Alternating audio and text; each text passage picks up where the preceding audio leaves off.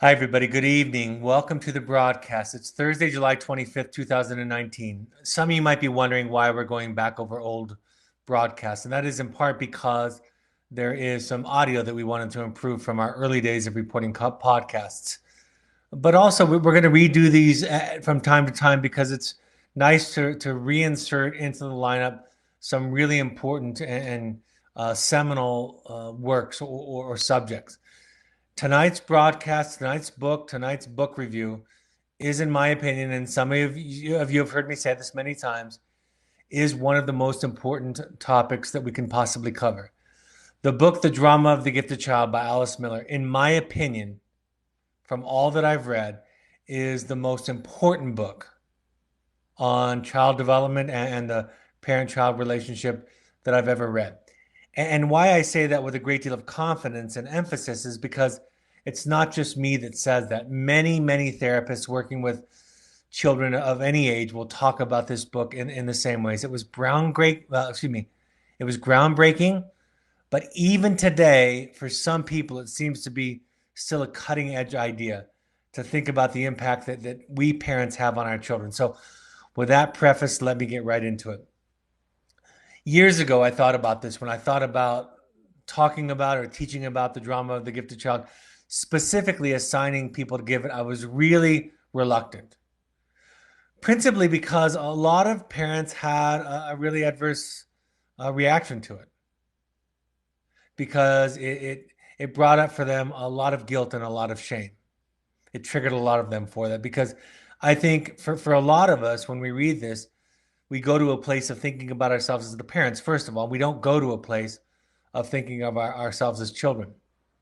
But also, we don't know how to develop and evolve in life without the motivator of guilt, right? Guilt is what we were taught, what we learned that was going to give us motivation to do, quote unquote, the right thing. What I've learned since then, since those early years, is that one can be accountable and aware of the impact that one has on their children without a bunch of guilt. In fact, I talk about this quite regularly now. Guilt is going to get in the way of your awareness. Guilt is going to get in the way of you seeing yourself clearly. So if you start to have, either during this broadcast or while reading the book, a lot of guilt, I'll talk about this a little bit further along tonight, that can be a sign that there's some unfinished business, some work to do with your own family of origin. It can be evidence of your own wounds from childhood that need addressing. Like I say, if reading this book leads to guilt, it may be evidence of the primary need in childhood, that need to be fully seen and enjoyed rather than what was received, the praise for being good. So, not all of this needs to be true. You know, this book was written over 50 years ago.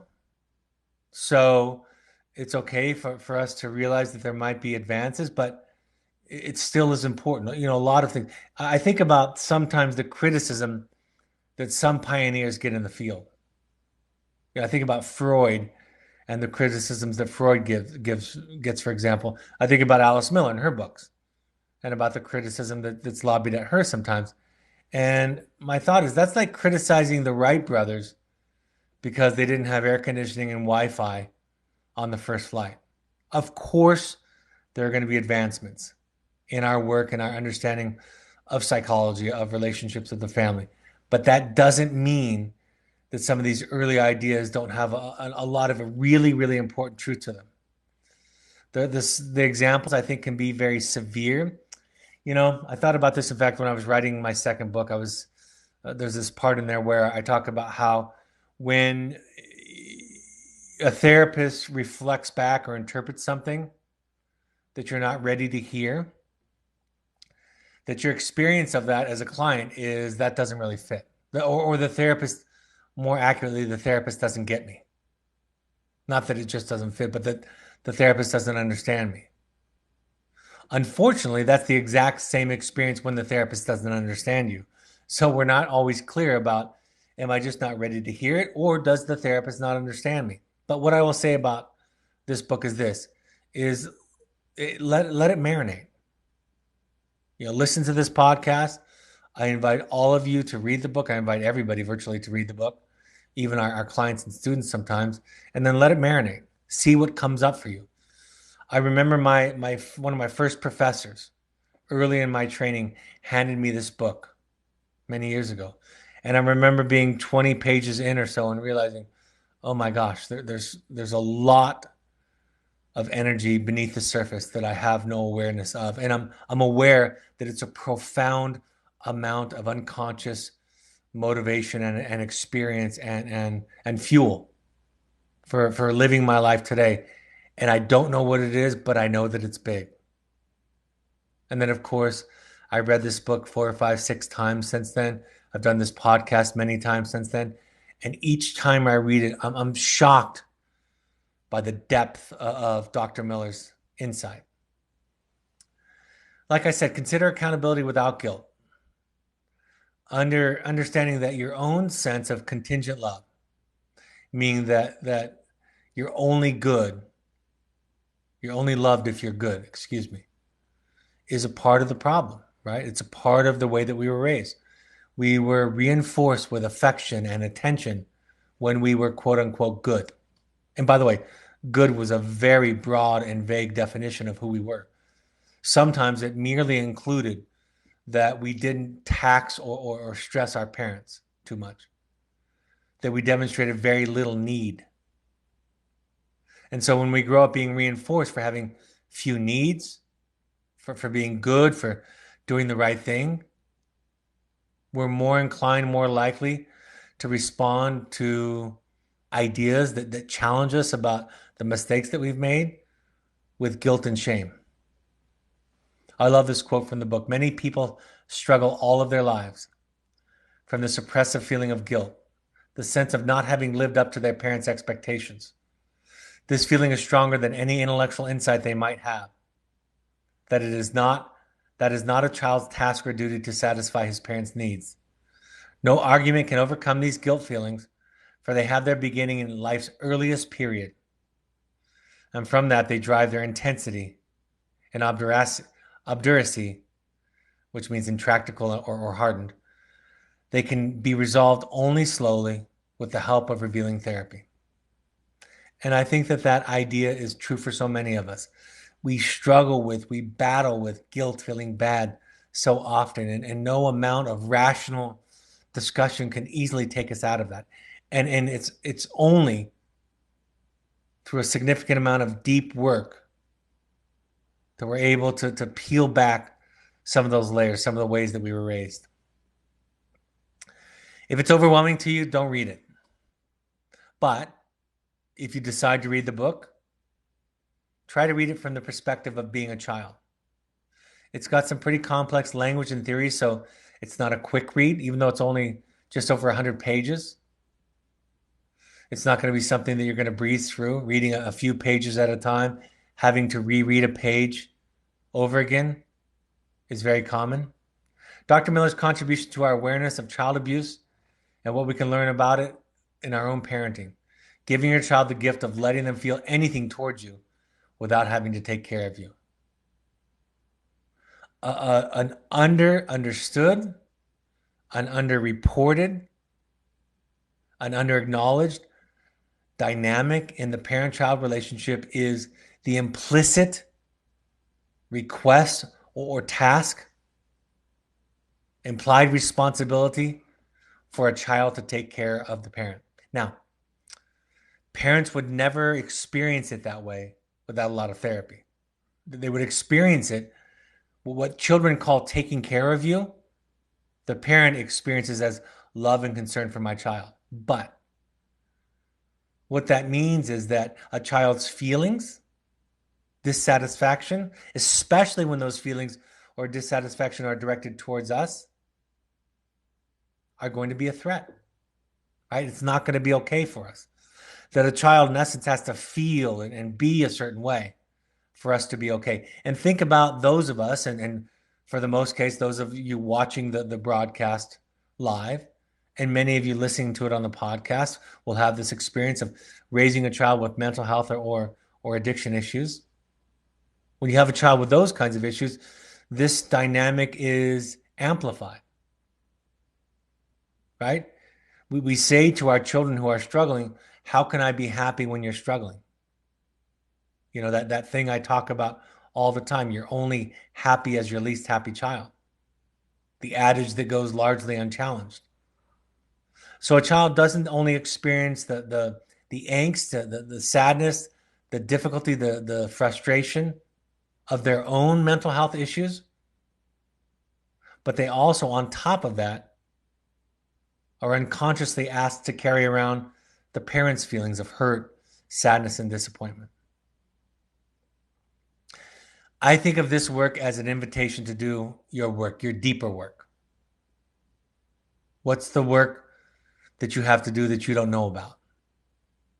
What are the layers that you have to peel back?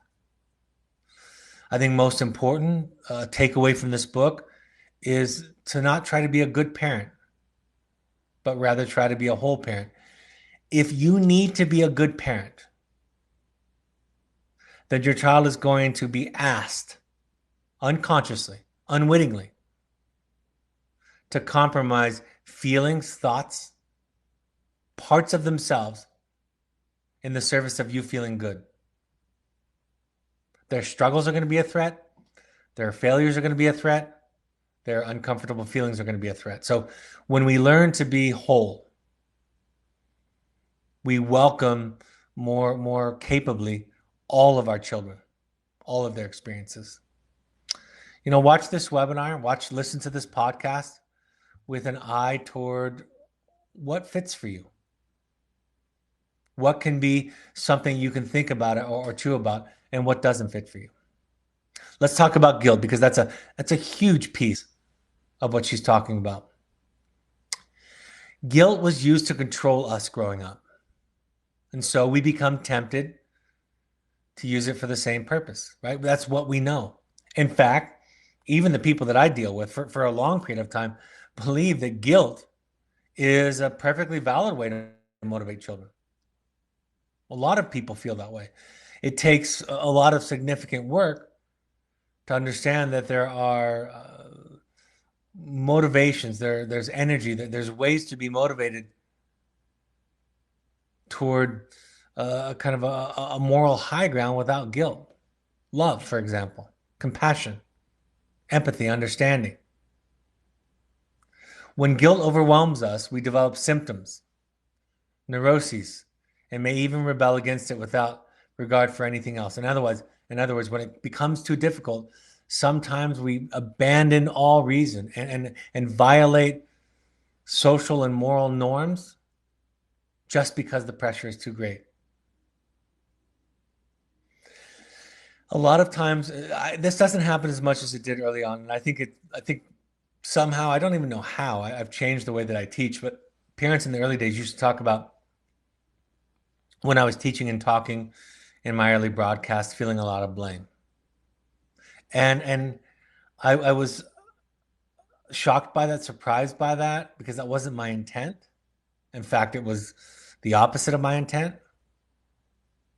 But then I realized just a few years ago that some of that might be in the way that I'm teaching, and some of that's not about me. Some of it's about that we don't know how to understand ourselves without feeling blamed, without that layer of shameful or guilting feelings that we have.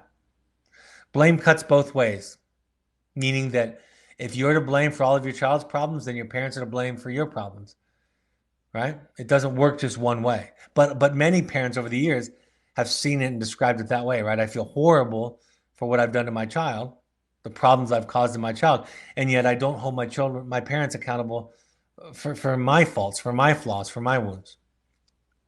Our pursuit of childhood wounds may offer us a feeling of compassion towards previous generations as well as towards ourselves, right? That's what happens. The deeper the work, the more compassion we have for those that came before us and for us. You don't have to move to forgiveness too quickly. There's no moral imperative to forgive. Forgiveness is something that you need to work through on your terms. And nobody needs to or ought to kind of push you in that direction. One of the questions that I ask when I'm working with parents and we're exploring their childhoods is they feel guilty. This happened to me recently as today, where somebody said to me, I feel guilty for talking negatively about my parents. I didn't see it as negatively, but she did. And when I hear that, my thought is there probably was a family rule, an unspoken rule, that the parents had to be good. And so to talk about hurt or anger or frustration or sadness or grief as it relates to the parents is a betrayal. And try what I try to model, what I try to practice, what I try to develop and lean into is the idea that I want my children to talk about me in those ways. I purposely sent both of my adult children, and they wanted to go to a program where they would principally talk about me. I was hoping they would talk more about their other parents, to be honest with you, too, but I got the lion's share of it. And the fact of the matter is, it for me was a way of, it was a gift to give to them that you can talk about, feel angry with, feel hurt, feel disappointed. And while that's taken a lot of years in therapy to get to that point, it's really, really important to get to that point. This, for me, if there's nothing you remember about this book, this quote that I'm going to give you right now is the thing to remember. She says on page 1, experience has taught us that we have only one enduring weapon in our struggle against mental illness, the emotional discovery of the truth about the unique history of our childhood. We must try, in a long process, to discover our own personal touch, a truth that may cause pain before giving us a new sphere of freedom. If we choose instead to content ourselves with intellectual wisdom, we will remain in the sphere of illusion and self-deception. It is a psychological and emotional dive. I'm grateful that I have the experience of being a therapist, because as I help people go through their process, I'm constantly reminded of my own process, right? Of my own wounds. I can relate to and see in them similar things that I struggled with. But a lot of people don't want to look in the past. Even a lot of therapists have this idea that looking in the past is a waste of time, or that we're going to get stuck or stay in a blaming or victim posture. Not at all true. That really comes from people who don't have a lot of experience with the work. Most people do exactly the opposite in terms of going in their past, without realizing the past is constantly determining their present actions. They avoid learning anything about their history. And what's fascinating about this is all of these neuroscientists, right? These therapists, psychologists, psychiatrists that are studying brain science are telling us very clearly, day after day, that trauma, particularly the early childhood kind, is affecting our well-being today and is the precursor for mental illness and addiction. They're saying it as if it's something new that Alice Miller didn't know 60 years ago, 70 years ago. Right? This is what we know from experience. Let's talk about some assumptions. The child has a primary need from the very beginning of her life to be regarded and respected as the person she really is at any given time. Right? A child wants to be seen as welcomed, and not just part of them, not just the pleasant part of them, the entertaining part of them, the cute part of them, the quiet, snuggly part of them, but all of them. When we speak about the person she really is at any given time, we really mean her emotions, sensations, and her expressions from the first day onward. And that's taxing.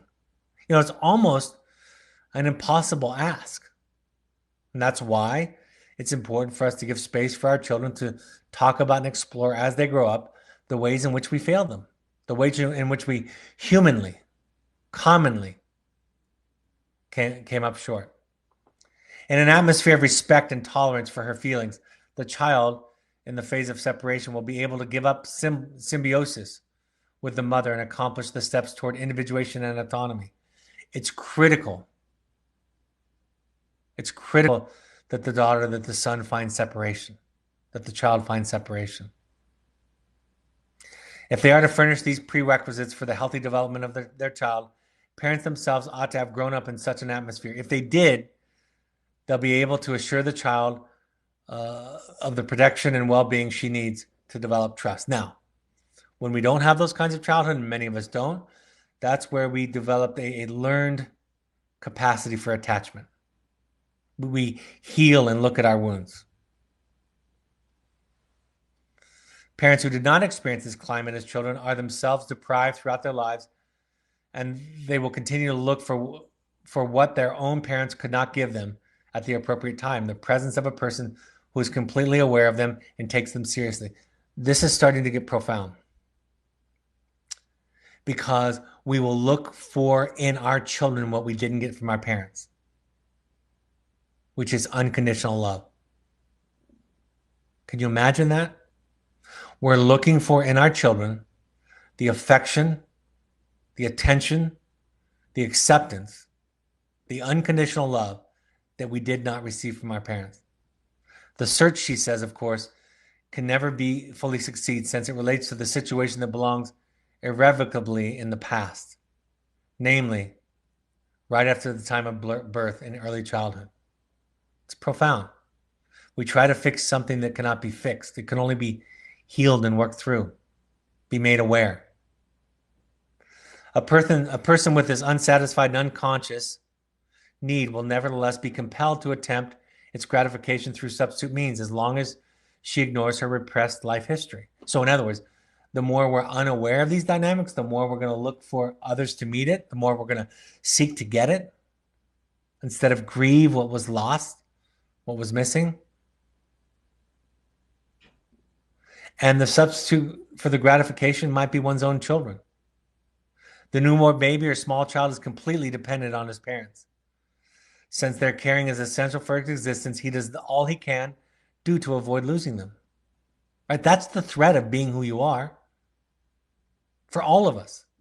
You know, we talk about that in adulthood all the time. If people know who I really was, would they accept me? Would they love me?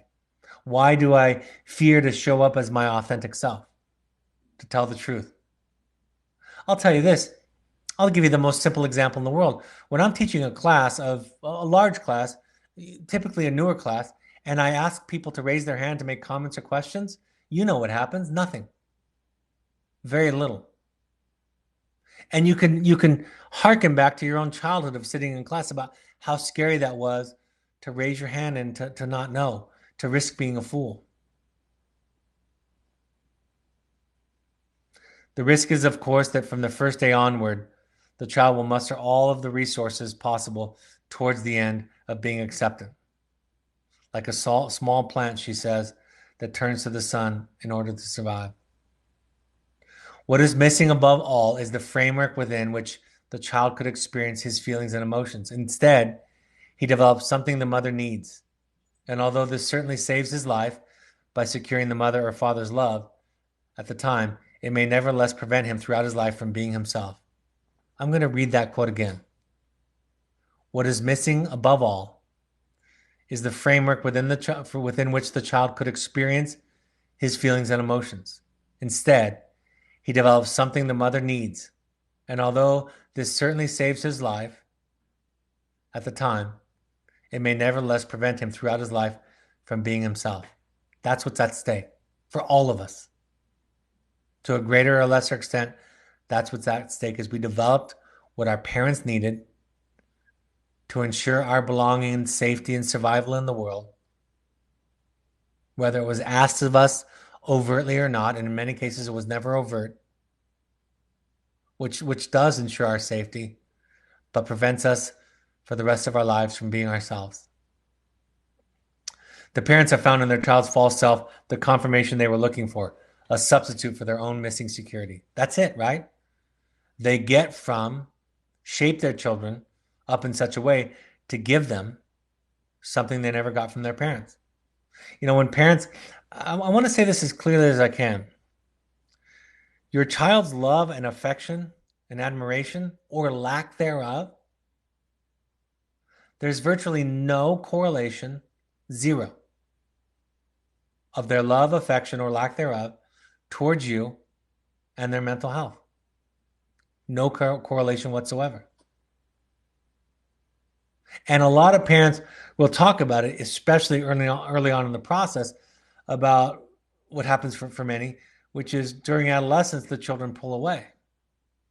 The children are angry, upset, withdrawn. And part of that might be a sign of substance abuse or depression or other mental illness issues. But the fact of the matter is, it's also natural. And our need for children to feel a certain way is not the same as their need. From her book, when a 6-year-old's mother died, his aunt told him, "You must be brave. Don't cry. Now go to your room and play nicely. I can be sad or happy whenever anything makes me sad or happy. I don't have to look cheerful for someone else, and I don't have to suppress my distress or anxiety to fit other people's needs. I can be angry and no one will die or get a headache because of it. I can cry when you hurt me without losing you. Today, I question things that do not make sense to me." Now, this example might be obvious of an aunt telling a child who's just lost a parent to go be happy and play nicely, but it's not that far from many daily interactions with our children. And I want to be as clear as I can and as accountable as I can. Although I'm educated in this area, although I do my work, I absolutely commit all of these mistakes. All of them. In fact, I'm more aware of the mistakes that I make than I was many years ago when I first started in this process, and I was probably doing a whole lot worse than I'm now. What do we need to do? I love this. A mother can react empathically only to the extent that she has become free of her own childhood, right? Otherwise, your ego and your needs get into it. She denies the vicissitudes, is that how you say it? Vicissitudes of her early life. She wears invisible chains. What the mother had once failed to find in her own mother, she was able to find in her child. Someone at her disposal who could be used as an echo and could be controlled, who was completely centered on her, would never desert her, and offered her full attention and admiration. Right? That's what happens when our work is unfinished, is we end up shaping our child into the parent that we never had. And that has nothing to do with their need. Alice Miller says, without therapy, it's impossible for the grandiose person to cut the tragic link between admiration and love. You know, it's never spoken or consciously tied together, but the infant or the child can't separate the two, admiration and love. And that's why I'm reluctant to talk about praising children too much, is because they can misinterpret that as affection. That's why we need peers, confidants, comforters, supporters, advisors, therapists to reinforce us so that we don't look for that in our children. I love this idea about therapists who become therapists. And I'll tell you this, if a therapist, for the most part, I don't know that I've met any that violate this rule, but therapists become therapists virtually for the wrong reason. And then, if they're open to it, they spend the rest of their lives trying to train themselves and learn and develop to really provide appropriate, adequate therapy. Alice Miller says regarding therapists, who else, without this kind of history that I'm describing here, would muster sufficient interest to spend a whole day trying to discover what is happening in other people's consciousness? In other words, if we didn't develop the gift, that's what the gifted child refers to. If we didn't develop the gift, the ability to read what our parents needed and to give them that at our own expense, if we didn't develop that gift because it was a necessity, who else would spend time trying to understand a client's inner world, right? We were predisposed, pre-selected, predetermined for the role. And then as long as the therapist is not aware of this repression, it can compel him to use his patients who depend upon him to meet his unmet needs with substitutes. In other words, we can turn our clients into our children. I love this. The therapist may cloak his disapproval and derision behind abstract terms like borderline, obsessive, regression, destructive. But unless he explores the 3-year-old boy inside of himself, he will not see the parallel between these terms and garden variety contempt. It's so easy for therapists to hide behind diagnostics, labels toward their client. And by hiding behind those, they don't become aware of the unfinished business inside of them and the contempt that they've internalized about those parts of themselves that they see in their clients. You know, grandiosity and depression are really other sides of the same coin. That inflation and deflation are related to each other, and finding a middle ground that's less like a roller coaster is the ultimate goal, is what happens when we have a grounding, empathic other or source in our lives, like a parent, or in my case, a therapist. Grandiosity is based on the concept of the false self parading itself around and accumulating praise as a counterfeit form of love. I talk a lot about this when I talk about narcissism, because narcissism is such an unattractive and an offensive presentation for so many. But the fact of the matter is it's based on the reward of the false self. Narcissism is really a wound of not being seen. It's not being overvalued or overconnected. It's sometimes being valued for the wrong things, for being good or successful. And children do not bear that well. They do not bear well the burden of being admired because of their talents and their gifts. It usually ensures a significant amount of struggle when that kind of attention is heaped on them for those things. Depression, she says, is a result of suppression, conscious denial, and repression, unconscious denial, right? And that's why the way out of depression is to feel, and it is sometimes anger. I was working with somebody this last summer where they turned from an inward-facing anger, which we call depression, a dislike or hatred or disdain for oneself or parts of oneself because of the distress that it was causing others, specifically parents. And then we were able to reverse that and get them to experience and express anger outwards, which initially was very unbridled and harsh for the parents to listen to. But it was life-saving. And in connection with this reversal, this particular client that I'm talking about said, I'm thinking less and less and less about hurting myself and ending my own life, and more about having a life that's worth living. The lifting of depression comes through grief. When depression dissipates, vitality is restored with an ability to spontaneously feel one's emotions: rage, sadness, jealousy, happiness, hurt, frustration, and joy. I've heard it called emotional anorexia, right? Anorexia, of course, is a restricting of food and caloric intake. And emotional anorexia is the suppression, the repression of emotions. Everything goes deep inside to die. Contempt for others, contempt for others and grandiose, successful people always included disrespect for their own true selves.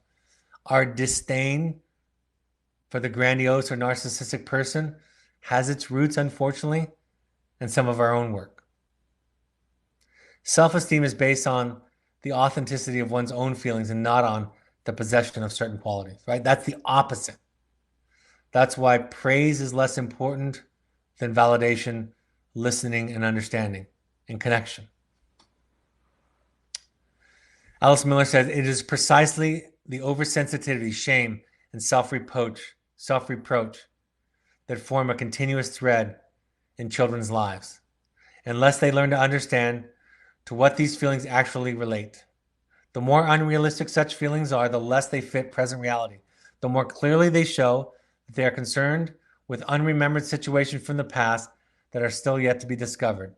If the feeling that begins to arise is not experienced but reasoned away, the discovery cannot take place and depression will triumph. So we have to uncover it. the phrase, this is a complex way of saying what they talk about in Al-Anon, which is if it's hysterical, it's historical. If you are overreacting, quote unquote, overreacting or hypersensitive to something, it's because it's relating to something historical or repressed. And so we would be wise to explore what that is. I talk about the idea of teaching clients, children, how to feel. It's remarkable how, at the age of 2, such a child could be left alone to be good. These people have all developed the art of not experiencing feelings, for a child can experience her feelings only when there is somebody there who accepts her fully, understands her, and supports her. And just think about that. That's so infrequent. So infrequent.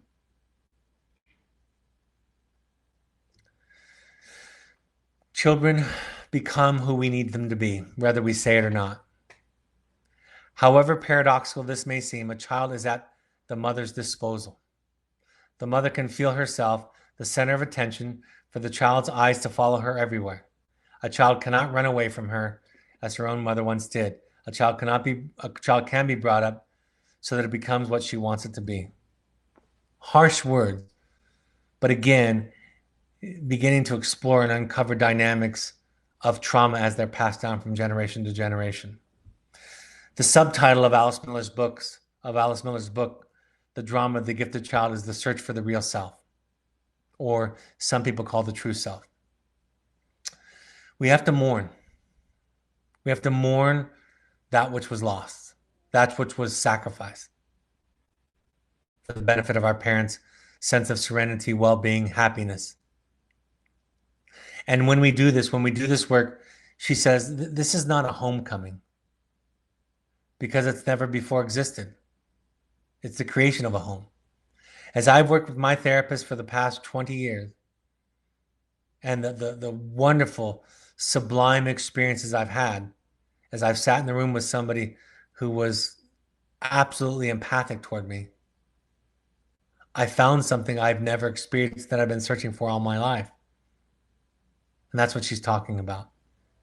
A child must adapt to ensure the illusion of love, care, and kindness, but the adult does not need this illusion to survive. The greatest of all wounds, not to have been loved just as one truly was, cannot heal without the work of mourning. And when we realize that all of our lives we have feared and struggled to ward off something that cannot really happen any longer, it has already happened. At the very beginning of our lives, while we were completely dependent. That's powerful. Most of us spend time trying to ward off, trying to prevent something from happening that has already happening at the earliest stages of our lives when we were completely dependent and helpless. Miller says disrespect is the weapon of the weak and a defense against one's own despised and unwanted feelings, which can trigger memories of events in one's repressed history. Recognizing that we have hurt our children painfully and injured their budding self. Let them tell you that. That's what the impact letter is about. It's about them getting it out. And in ego, your need to be good, are the barriers to get in the way of that. And it's going to be framed in your mind as them being the victim or them being the blame, them blaming, or them being inaccurate. But let them explore it. Do the work so that they can expect it, invite it, encourage it in them. I talk about this all the time about be selective or reluctant to use the word proud when talking about your children. Proud of your children for their accomplishments, similar to the book and the chapter on nurture shock, that praising gifted children and their accomplishments has an adverse effect on the development of the real self. Miller says that a book is no substitute for a good therapist. It's not a substitute for an experience. And so while we make headway, while we take strides, when we teach, when we reason, when we learn, when we read, when we listen to somebody talk, it's the experience of sitting in a room and not taking care of a therapist, an adequate therapist, I should say, and having a different reaction or response than that reaction that we had in our childhood that makes the change. If a child is lucky enough to grow up with a mirroring available mother who is at the child's disposal, that is, a child's development, then healthy self-feeling can gradually develop into the growing child. Ideally, this mother should also provide the necessary emotional climate and understanding for the child's needs. This is the coolest part of this. This is salvation for the rest of us. But even a mother or father who is not especially warm-hearted can make this development possible if only she refrains from preventing it and allows the child to acquire from other people what she herself lacks. Part of what I have had to do as a father is let go and let my children get some of those needs met by other teachers and mentors in their lives and not be threatened by that. In a couple of cases, that looked like one of my children going to wilderness therapy, another one going on a pursuits trip for a month. I had one of my young adolescent children leave this week for 2.5 weeks with a small group on an international trip with a teacher that he loves, right? It's those kind of moments. It's an aunt, an uncle, a grandparent, somebody else, a mentor, a peer. So again, I don't know that I can capture. I know I can't capture everything that Alice Miller says in her book, everything that she's trying to teach. What I hope I can do is prick a little motivation in you to explore not only the book, but the deeper work of discovering the history of your own unique childhood and how it still impacts and drives the daily decisions in your life today. So that's my hope. All right. I'm happy to take any questions. Let me go through upcoming announcements, and then I'll take questions. We asked